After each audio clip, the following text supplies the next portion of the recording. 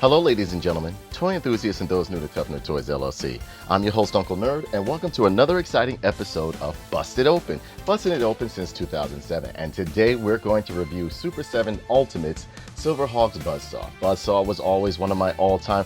I would say, out of all of the Silverhawk villains, I think my least favorite was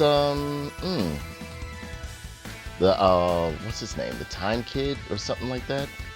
But even then, I liked the reason why I love Silverhawks is because it was just so obscure. It was fantasy driven. They were riding around in outer space with benefits of breathing apparatuses. You know, it was in the future, so technology and science had pretty much furthered itself. So it was just like, high flying, high energy, fantasy driven, just action. I loved it. I absolutely loved it. And what I liked about Buzzsaw is Buzzsaw, I always had a theory. I would make up my own stories behind these characters. Like I always felt as though Monstar was pretty much a exiled Thunderian from the primitive era. I always felt as though like Buzzsaw was pretty much maybe a foliage removal robot that Monstar got a hold of or had hardware reprogrammed to be a killer robot. And over here we have Super 7's rendition of Silverhawks Buzzsaw. And over here, of course, I'm just going to show you the mailer box right now. Typical mailer box that most of the Silverhawks come in, but they do have a very good packaging. Super 7 does an amazing job with their packaging, but I'll just show you the mailer box real quick and we'll go over the other box. So let me bring this a little bit closer. You have the Silverhawks logo right here, Super 7 right there, ages 14, nothing on the top. Over on the back, you got some legal mumbo jumbo barcode if you want to pause this video and scan it. Super 7, choking hazards may contain small parts, so on and so forth. Other legal mumbo jumbo, nothing on the bottom, nothing on the side. And that is it for the mailer box. And here we have the presentation box, or pretty much the window box, but it's in a sleeve right here, done in a nice chrome type foil type wrapping, and on the cardboard right there you see the symbol of Monstar, the Limbo gang right there. Bring this a little bit closer, you can see that it says Buzzsaw at the bottom. Along the back, nice chrome. You have raised lettering of Silverhawks going on right there. On the top, let me bring this back because it's a very big box. On the top it says Ultimates. If you can see it, hold on, let me see if you can get a good view of this. It says Ultimates right there. Nothing on the side. So, I showed you the Silverhawks right here. On the bottom, you got some legal mumbo jumbo right here. Just pretty much some of the stuff that was on the mailer box right there. Made in China. You got the barcode if you want to pause it and scan it or write it down. There you go. Choking hazards, so on and so forth. And then you take this nice cover right here. You take this nice cover, lift it up to reveal the beautiful figure that is inside, which is our boy Buzzsaw right here. And Buzzsaw is looking cartoon accurate right there. Now, again, I don't mind that they're not using like chrome, like paint or whatever the case may be, or shiny metallic paint on these guys, because most of the time that stuff usually goes bad after a couple of years. Even the best of them, I've seen them go bad right there. You have over here, you have a nice window display box right here. Bring that a little bit closer and you can see that it says Buzzsaw. Silverhawks right here. Over on the side, you got some nice chrome outlining going on the display box right there. Nice image of stars and everything like that. You have a nice product image of, I wouldn't say it's a product image, but you got some nice artwork of Buzzsaw right here. And over here, we have a bio. It says Limbo Mob Buzzsaw, Limbo Mob Henchman. Buzzsaw is a completely robotic but independently sentient war machine with multiple razor-sharp circular saw cutting blades on his body that can be used as projectile weapons. He speaks with a high-pitched metallic voice. Buzzsaw is used as one of the Limbo Mob's muscle henchmen, adding power to whatever crime is being performed or to protect a more specialized member of the mob. Buzzsaw's striking appearance and weapons make him more limited in his roles as less adept at other kinds of missions. All right, so you can pretty much tell he's like one of the muscles of the gang right here. And I mean, like, I always considered Mumbo Jumbo and these two were just like the heavy hitters of the Limbo mob right there, or pretty much like they stated, his enforcers. I showed you the Buzzsaw down here. Over here at the top, it says Super 7. You got some nice little lettering up here. It says Ultimates. Let me get some lighting for you guys right there. Ultimates at the top. And that is it for the box that I can see. So what we're going to do, we're going to bust this beautiful guy open and see if Buzzsaw is worth the scratch.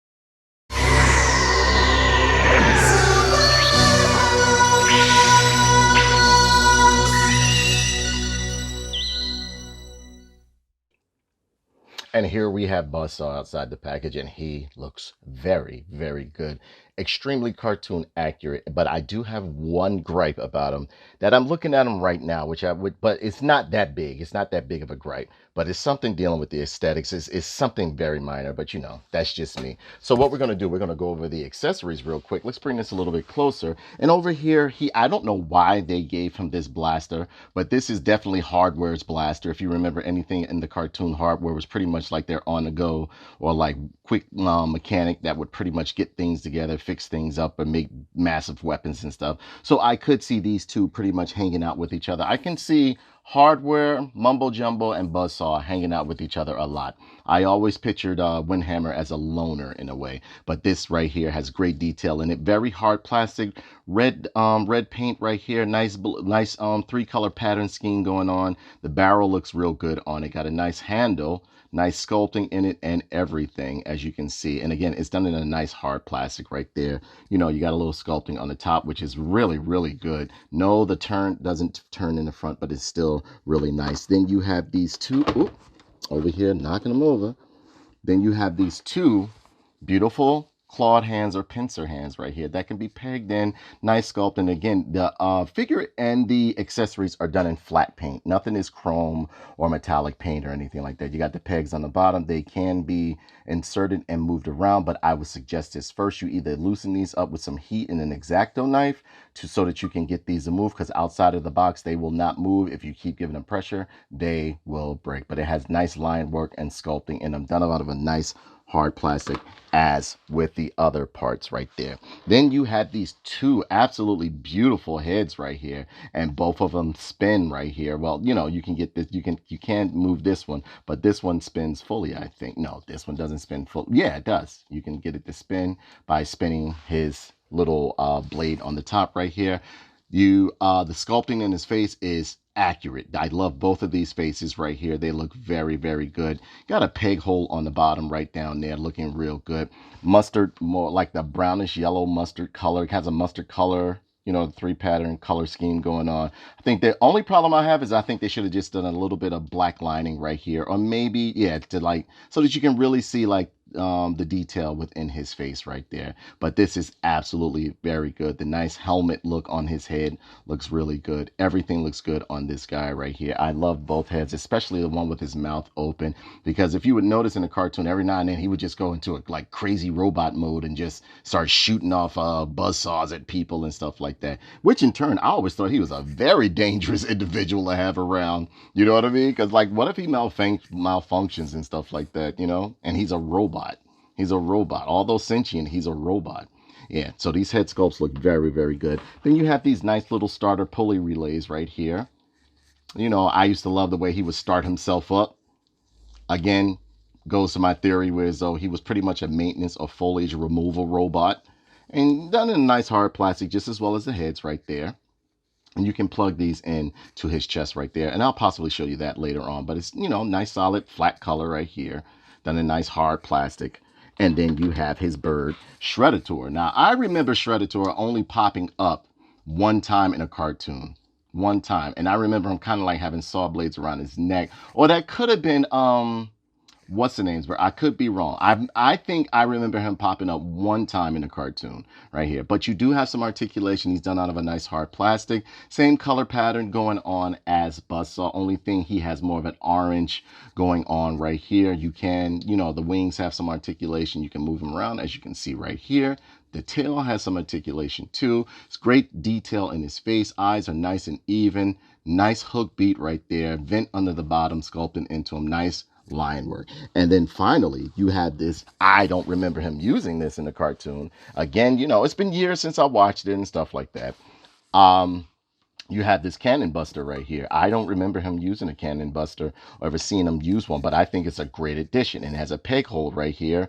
You know, again, with the other, as with the others, you're going to have to take some heat and an X-Acto knife to cut away some of this paint, because if you move it, it will break. I know it will. I haven't, it hasn't broken or anything like that, but I know it will. But it has nice sculpting in it, as you can see right here, all around the cannon right here. It looks great. Loving the color scheme right there. Nice line work. It is a beauty right here. Here's the front of it. It is a nice piece. So what we're going to do, we're going to move this stuff to the side, and we are going to get to the creme de la creme right here. The man of the hour. I knocked him over and took him out of his nice imposing stance right there. The man of the hour, Buzzsaw. Now, Buzzsaw looks absolutely amazing. I love it. He is cartoon accurate. He comes, no, his paint is not metallic or anything. And this guy is heavy. He's a thick boy. He's a very thick boy right there, boy. Look at that. Nice vents on the side, great line work, nice detail and coloring on him. Now, again, the only problem I have is his face. I felt as though they should have gave it a little bit of, maybe a little bit of line work, or maybe I'll do it myself. I'll go over some, you know, take like some black line and go along his mouth just to show some detail, or like distinguish it from the rest of the face, so it doesn't just look like it was just like half done or anything like that. Because without the line, without a black line there, it does look like it's just been like it was just rushed out. But no, the figure is beautiful. Yes, these Buzzsaws on his shoulders move. You can spin them. Mine are a little stiff, which I don't mind. I don't mind loose. I don't really like loose parts on my figure. Now, this is where it gets a little tricky right here. If you want to bend this, move this arm, you have to bend it from here. All right? You have to make sure you move it from right in here, right in there. All right? He has the nice saw blade on the front, as you can see right there. Pardon me, that's the motorcycle outside. Has nice line work in his pincer right here. Nice ball joints, as you can see. Very stiff. Everything is very stiff on this guy. Love the vents in the front right here. How does his back look? Back looks very good. Very reminiscent of the cartoon. He has the ball hips as in the cartoon, you know. Got the vents on the side. Everything is looking good. Then you got the nice big wide feet right here. Combination color scheme of yellow, and I would call this a mustard colored brown or a mustard colored yellow going on right here. Buzzsaw looks absolutely great. Now let's see what he looks like with his other head on, and then we'll get into some articulation. All right, here he is with his spinning Buzzsaw head right here, and yes, you can take this, make it seem like he's like, now are you gonna talk or what? And he used to just be like he would barely say anything. He just wanted to start himself up and shoot off blades and stuff like that. And I, love this spinning head right here. Love the spinning head. Looks real good. And yes, you can take it and spin it. Now be careful pulling these heads off, because they're on very, very tight. This guy came stiff out of the box, which I am not complaining at all. Let's see him with the other head on real quick. And here he is with the other head, and I'm loving this right here. And yes, look at this. You can't even spin this. This might be the standard head I keep on him. I love all three heads, but this one, you can really, this is him right here, man. This is him when he was like, monster. Like, he was just nuts, a nutty robot and stuff like that. But it looks really, really good on him, man. This head looks great.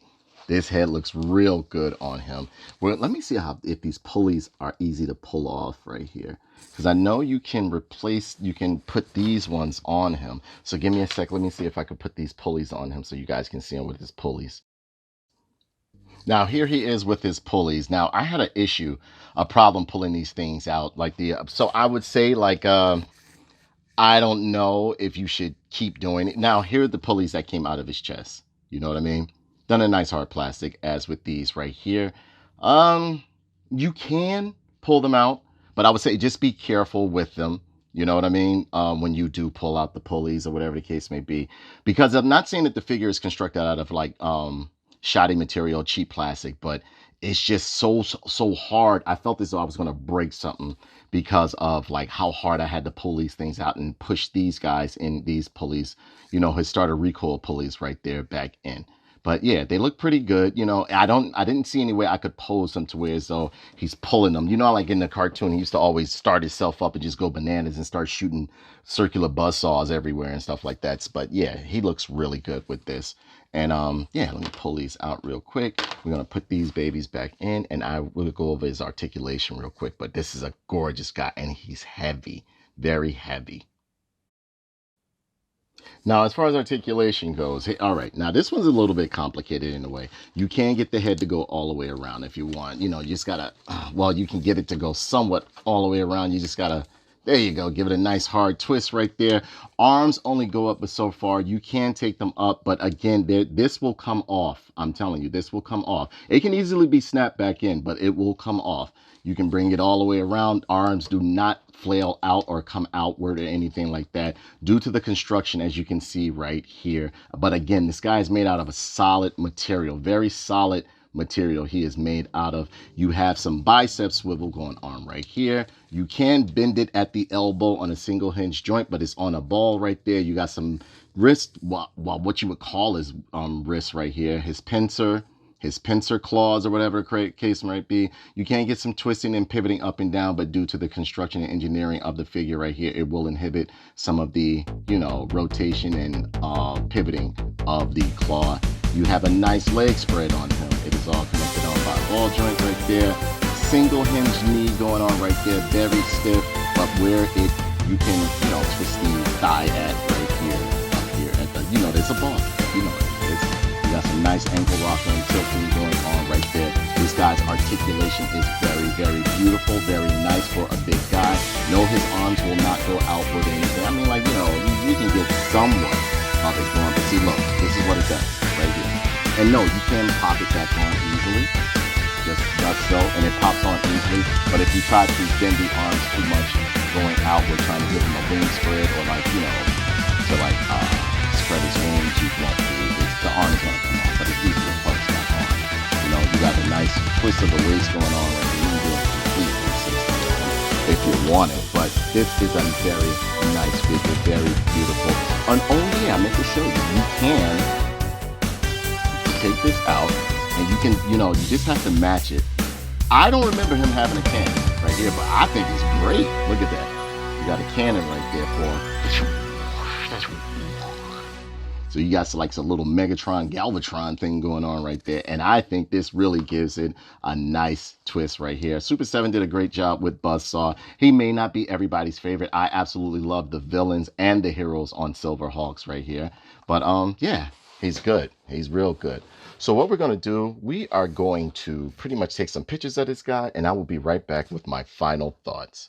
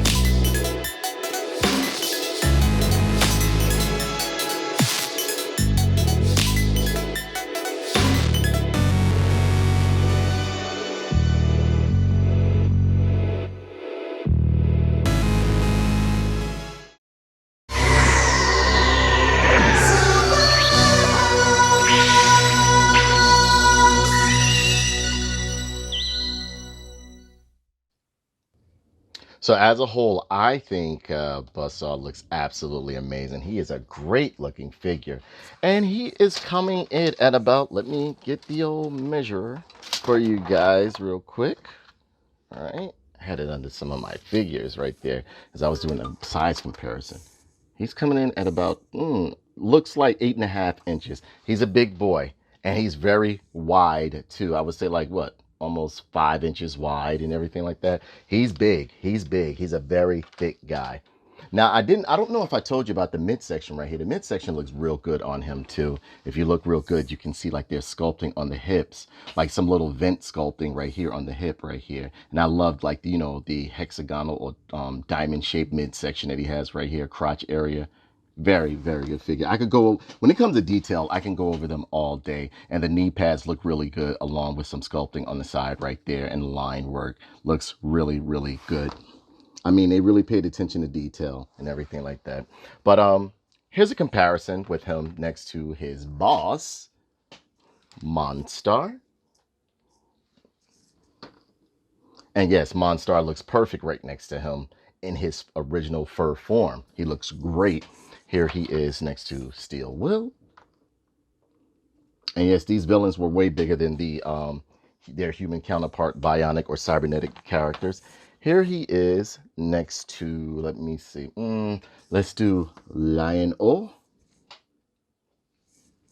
Here he is next to, man, we had to do this right here.